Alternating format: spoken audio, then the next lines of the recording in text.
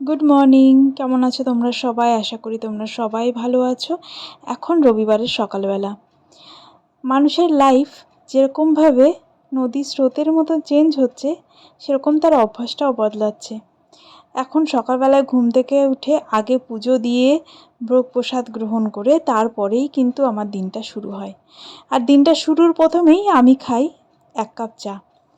আজকে 2 কাপ চা নিয়েছি, কারণ আমি আর জয় দুজনেই খাবো, সেই জন্য 2 কাপ চা। এরপরে আজকে যেহেতু রবিবার, তাই একটু মাটন না হলে কেমন করে হয়। একটু মাটন কষা দিয়ে প্রথমে একটু পরোটা খেয়ে নিলাম। এটা ওই বেলা 11টার দিকে খেয়েছিলাম, কারণ মাটন কষাটা এত সুন্দর হয়েছিল, এতটাই টেম্পটিং হয়েছিল যে নিজেকে আর আটকাতে পারলাম না। সেই মাটন কষা দিয়ে বেশ সুন্দর করে পরোটা খেলাম। এটা কিন্তু আমার ছোটোবেলার অভ্যেস। কষা মাংস দিয়ে রুটি বা পরোটা কিন্তু চাই। এরপর লাঞ্চ নিয়ে বসলাম। আজকে লাঞ্চে ছিল অবভিয়াসলি মাটন। মাটনের একটু পাতলা ঝোল বানিয়েছিলাম। অনেক দিন ধরে এরকমই একটা ঝোল খেতে ইচ্ছা করছিল, যার সঙ্গে একটু ফ্রায়েড রাইস ছিল। ফ্রায়েড রাইসটা আমি একদম প্রপার যেরকম ফ্রায়েড রাইস হয় সেরকম করে বানাইনি।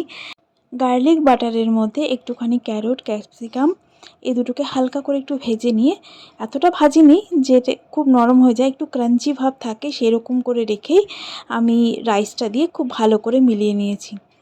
মাটনের সঙ্গে খেতে কিন্তু সত্যি অসাধারণ লাগছিল। এরপর সন্ধেবেলায় 1 কাপ চা তো অবশ্যই দরকার, তাই সঙ্গে চা বানিয়ে নিলাম।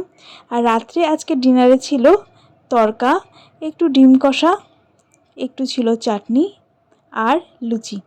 এই ডিনারটা অবশ্য আমি নিজে বানাইনি, আমাকে খুব কাছের একজন দিয়েছে।